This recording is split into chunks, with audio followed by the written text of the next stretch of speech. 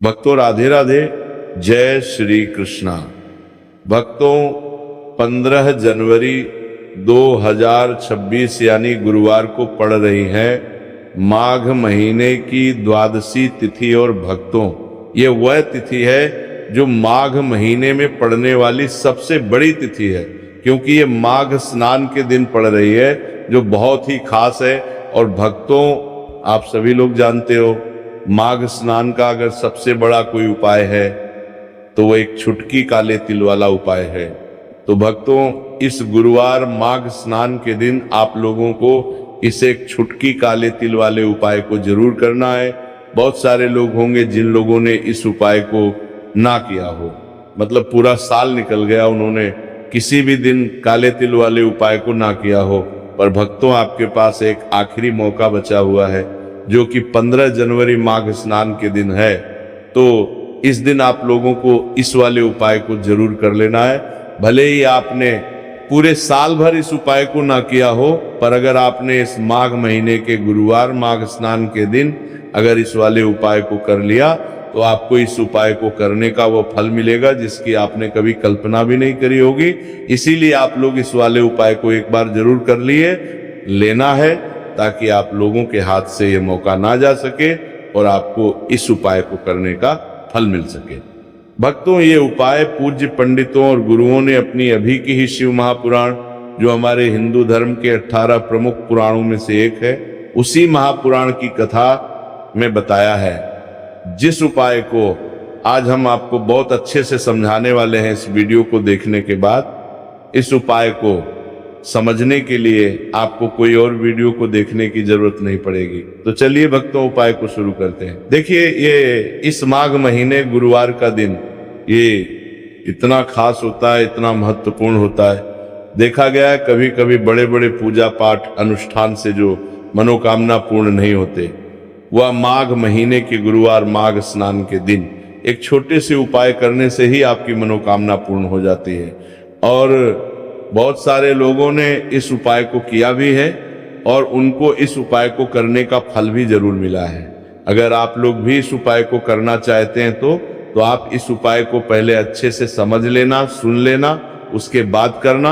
आपको इस उपाय का फल जरूर मिलेगा और इस उपाय को कर लेने से आपके घर में चाहे किसी भी प्रकार की दुख और समस्या क्यों ना चल रही हो, आपको उसका कारण भी नहीं पता है कि भाई ये समस्या किस कारण से चल रही है, उसका कुछ भी कारण हो सकता है, जैसे पितृदोष हो सकता है या किसी भी तरह का मंगल दोष भी हो सकता है। तो इस दिन आप लोगों को ये वाला उपाय कर लेना है। ये एक ऐसा उपाय है जिस उपाय को अगर किसी विशेष दिन पर किया जाए तो भाई उस विशेष दिन का जो है वो तो हमें मिलता ही मिलता है, पर हमने उस दिन पर इस काले तिल वाले उपाय को किया है तो हमें उससे भी बड़ा फल मिलता है और फल बहुत जल्दी मिलता है, क्योंकि आप इस उपाय को बहुत ही बड़े और विशेष दिन पर कर रहे हो। तो चलिए अब उपाय के बारे में बात करते हैं, लेकिन उससे पहले आप लोगों को ये जानना आवश्यक है कि आखिर ये उपाय किस समय करना है, किसको करना है और कैसे करना है। तो चलिए हम आगे आपको वीडियो में एक एक करके बता देते हैं। लेकिन उससे पहले अगर आप लोग हमारे चैनल पर नए हैं तो हमारे चैनल को सब्सक्राइब कर लेना और इस वीडियो को लाइक करके कमेंट बॉक्स में श्री शिवाय नमस्तुभ्यम ओम नमः शिवाय जरूर टाइप कर देना। तो भक्तों इस एक छुटकी काले तिल वाले उपाय को हमें इस गुरुवार माघ स्नान के दिन कैसे करना है, किसको करना है, किस समय करना है और कहां पर करना है, ये सारे सवालों के जवाब आपको इस वीडियो में मिल जाएंगे। और जो ये वीडियो देखेगा भाई उसको एक छुटकी काले तिल वाला उपाय जरूर करना चाहिए, क्योंकि इस दिन काले तिल का भी बहुत ही बड़ा और विशेष महत्व होता है। और जब बात आ जाए एक छुटकी काले तिल की तो ये सोने पे सुहागा वाली बात हो जाती है और ये एक बहुत ही बड़ा उपाय हो जाता है गुरुवार माघ स्नान का। तो अब भक्तों इस काले वाले तिल उपाय को आखिर करना किसको है, सबसे पहले हम लोग वो बात जान लेते हैं। तो देखो घर की जो बड़ी माताएं बहनें होती हैं, उन माताओं बहनों में से कोई भी एक बड़ी माता बहन इस वाले उपाय को कर सकती है। और भक्तों, अगर आप चाहे तो अपने घर में से सभी सदस्यों को भी इस उपाय को करवा सकते हैं। अगर किसी व्यक्ति की खुद की कोई मनोकामना है, खुद की कोई दुख और परेशानी है, जो कि वो अपने लिए ही करना चाहता है इस वाले उपाय को, तो वो खुद अपने लिए भी कर सकता है। बाकी अगर कोई घर में से ऐसा है जो कि अपने पूरे घर परिवार की सुख और शांति के लिए ये वाला उपाय करना चाहता है, तो भाई वो भी कर सकता है, उसमें भी कोई दिक्कत वाली बात नहीं है। कहने का मतलब यह है कि इस उपाय को हर एक सदस्य भी कर सकता है और पूरे घर परिवार के सदस्य के लिए घर की बड़ी माताओं बहनों में से कोई एक माता बहन भी कर सकती है। माताएं बहनें अगर घर में उपस्थित ना हो या वो ये वाला उपाय ना कर पा रही हो, तो फिर घर का कोई बड़ा सदस्य भी इस काले तिल वाले उपाय को कर सकता, चाहे फिर वो पुरुष ही क्यों ना हो, उसमें कोई भी दिक्कत वाली बात नहीं है। अब भक्तों, इस एक छुटकी काले तिल वाले उपाय को हमें करना कहां पर है? इसे हमें तुलसी के क्यारे के पास में जाकर करना है। बहुत सारे लोग प्रश्न करते हैं हर एक उपाय को करते समय, क्या हम इस उपाय को घर पर या मंदिर में कर सकते हैं? देखो, तो इस वाले उपाय को आप घर ही करोगे तो अच्छा रहेगा। अगर घर पर तुलसी का पौधा नहीं है तो शिव मंदिर में उपाय को करोगे तो भी अच्छा होगा, इस वाले उपाय को। उसके बाद में भक्तों, जो अगला प्रश्न निकल कर आता है वो ये आता है, इस उपाय को लेकर के आखिर इस उपाय को हमें किस समय करना है? सुबह के समय करना है कि शाम के समय करना है? तो देखो, इस वाले उपाय को आप लोग सुबह के समय भी कर सकते हो और शाम के समय प्रदोष काल में भी कर सकते हो। अब अगर आप पूछो कि भाई साहब सबसे उत्तम समय कौन सा रहेगा इस एक छुटकी काले तिल वाले उपाय को करने का, तो हम आपसे बस यही कहेंगे कि इस उपाय को आप सुबह के समय करेंगे तो ज्यादा बेहतर होगा। बाकी अगर शाम के समय भी करेंगे तो भी अच्छा होगा, उसमें कोई भी दिक्कत वाली बात नहीं है। तो अब भक्तों, जो अगली सबसे बड़ी और महत्वपूर्ण बात आती है वो ये आती है कि सुबह अगर हम उपाय को करेंगे तो हमें कितने बजे से लेकर कितने बजे तक के बीच में करना है, और शाम के समय प्रदोष काल में करेंगे तो हमें कितने बजे से लेकर कितने बजे के बीच में करना है। तो देखो, सुबह जितनी जल्दी हो सके आप उपाय को करने की कोशिश करना। बाकी अगर किसी कारणवश लेट भी हो जाओ, थोड़ी देर भी हो जाए, तो 10 या 11 बजे तक भी आप उपाय कर लेना, पर 12 बजे से ज्यादा देरी ना हो, ठीक है? इस बात का ध्यान रखना। उसके बाद में भक्तों, अगर शाम के समय प्रदोष काल की बात करें, प्रदोष काल का जो समय होता है वह शाम के 6 बजे से शुरू हो जाता है। मतलब शाम के 6 बजे से लेकर 7 बजे के बीच का जो समय होता है, ये समय प्रदोष काल का समय होता है। पर अभी जो मौसम चल रहा है, इस मौसम में जो है शाम बहुत देरी से होती है, तो आप इस उपाय को 7 या 8 बजे के बीच में भी कर सकते हो। मतलब शाम के 6 बजे से रात 8 बजे के बीच में आप कभी भी इस वाले उपाय को कर सकते हो, उसमें कोई भी दिक्कत वाली बात नहीं है। परंतु माघ स्नान के दिन कोशिश करना कि समय के अंतर्गत ही कर लो। किसी कारणवश ना कर पाओ तो थोड़ा देरी से भी कर सकते हो, आपको उपाय का फल जरूर मिलेगा। तो चलिए बात करते हैं हमारे पहले उपाय की। देखिए, इस उपाय के लिए आपको 2 दीपक लेने होंगे। दोनों ही दीपक आप मिट्टी के भी ले सकते हैं और दोनों ही दीपक आप शुद्ध आटा मढ़कर उनके भी तैयार कर सकते हैं। अब भक्तों, दोनों ही दीपक के अंदर आपको शुद्ध घी का प्रयोग करना होगा और एक दीपक के अंदर आपको गोल रुई की बाती का प्रयोग करना होगा और एक दीपक के अंदर आपको लंबी बाती का प्रयोग करना होगा। लंबी बाती वाले दीपक के अंदर आप मौली वाला जो धागा आता है कलावा का, उसकी बाती का प्रयोग भी आप लंबी बाती वाले दीपक के अंदर कर सकते हैं। देखिए, 2 दीपक वाला ये चमत्कारी उपाय केवल गुरुवार की रात्रि में ही किया जाता है, इसीलिए आपको इस उपाय को बहुत ही ध्यान से समझना। इसी के साथ में आपको एक चुटकी काले तिल के दाने लेना है और इसी के साथ में आपको मात्र एक चुटकी हल्दी भी लेनी होगी।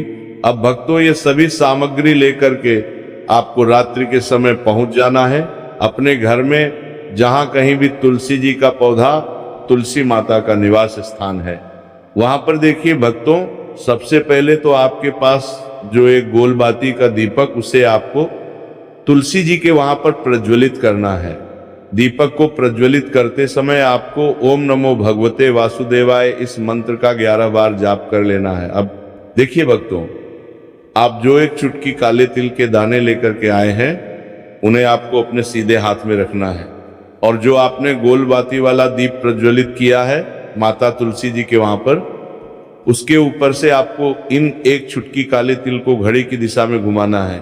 आपको अपना नाम और अपने गोत्र को बोल देना है, और फिर आपको इन काले तिल को उससे जलते हुए दीपक के अंदर डाल देने हैं।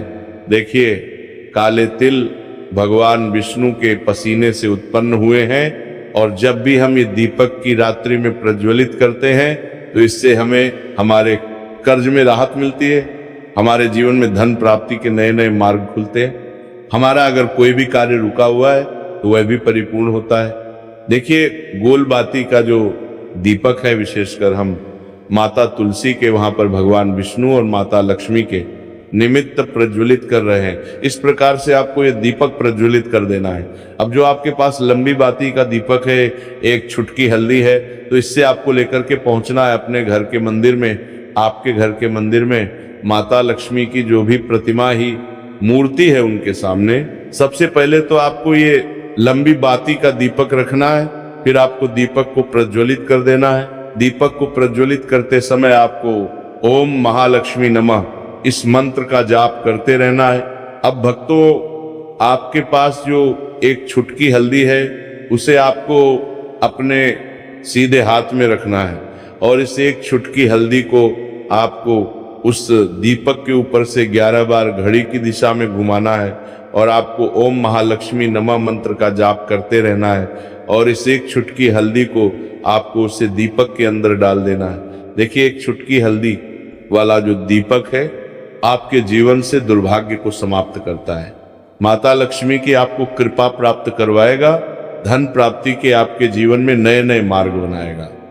देखो, अगला उपाय है, वो भी बहुत ज्यादा खास है।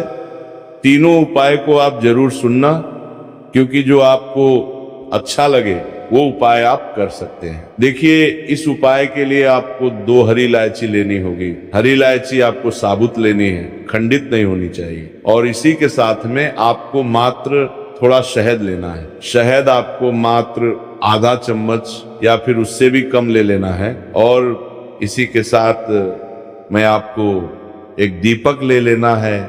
दीपक आप चाहे तो मिट्टी का भी ले सकते हैं, और आप चाहे तो शुद्ध आटा मढ़कर उसका दीपक भी आप तैयार कर सकते हैं। इस दीपक के अंदर आपको मौली का जो धागा आता है, कलावा का, उसकी बाती का प्रयोग करना होगा। यानी कि इस दीपक के अंदर आपको लाल रंग की बाती का प्रयोग करना होगा, और इस दीपक के अंदर आपको शुद्ध घी का प्रयोग करना होगा। अब ये सारी सामग्री लेकर के आपको अपने घर में जो भी मंदिर है वहां पर पहुंच जाना है, और आपको माता लक्ष्मी के किसी भी स्वरूप के सामने बैठ जाना है। अगर माता लक्ष्मी की फोटो है, माता लक्ष्मी की प्रतिमा है, तो उनके सामने आपको बैठ जाना है। अगर माता पार्वती की प्रतिमा है तो उनके सामने आपको बैठ जाना है। यानी कि किसी भी माता के स्वरूप के सामने आपको बैठ जाना है। अब देखिए, सबसे पहले तो आपको माता रानी के सामने थोड़ी सी चावल की ढेरी बना देनी है। यानी कि थोड़ी सी अक्षत के दाने आपको माता रानी के सामने रखना है।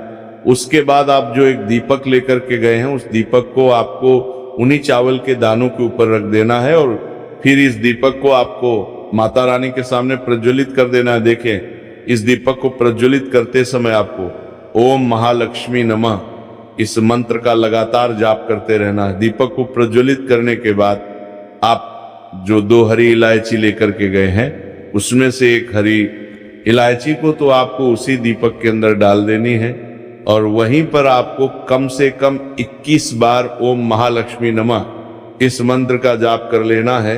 अब आपके पास जो शहद है और एक हरी इलायची है, उसे सीधे आपको लेकर के पहुंच जाना है भगवान शिव के मंदिर में। पूज्य गुरु जी ने बताया कि ये उपाय आपको सिर्फ और सिर्फ सुबह के समय ही करना होगा। सुबह को जब भी सूर्योदय का समय होता है तो उसके बाद आपको ये उपाय करना है।